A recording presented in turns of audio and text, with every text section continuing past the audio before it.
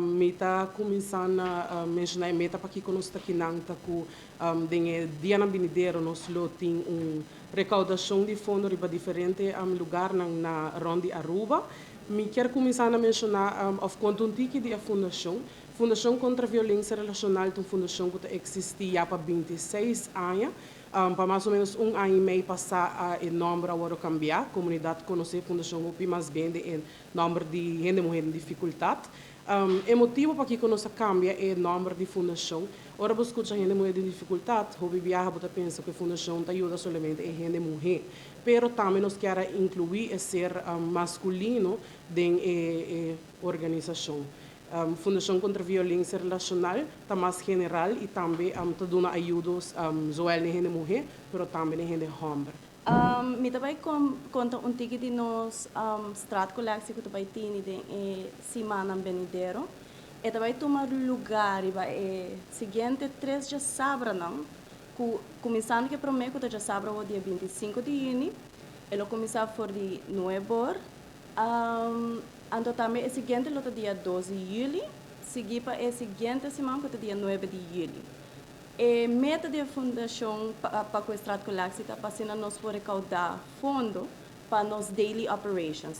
Ora, com nós papel de daily operations, nós estamos de parte de cobrimento de gasto de água, gasolina, corrente, comida, dos turcos que estão encerrar em daily operations. E também onde meta que nós está por bando de haya mais voluntário também. De ainda nós não cobra nenhum renda porque é conosco. Nós dá para tudo gasto que tem de ver com os clientes não. Aceita de comida para panha, para gasolina, para turcos. Então precisa nós pedir ajuda financeira. Nós todos saco nós passa da pandemia onde a roupa ainda não estava ter entrada, nós ainda não estava sempre sponsor na grande, a mira que não mestre a minimalizar ou fazer mais pouco na nós. Nós desde o ano passado nós temos mais câmara e essa aqui está respondendo mais gasto.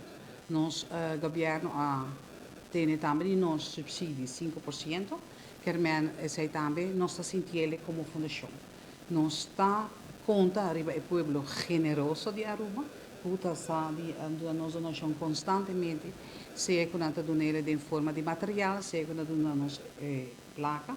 Pero nós todos sabemos que a situação é mais difícil para tudo, não somente para a Fundação contra a Violência Relacional, mas para toda outra fundação que está existindo aqui na Aruba. Nós estamos pedindo para toda a gente, não somente, nós não queremos fazer petição somente para cidadãos, mas nós precisamos, nós temos 20 gente que vivendo na rua. Se cada gente dá florim, nós temos uma suma basta bonita. Pero nós sabemos que toda a gente lo por, etc.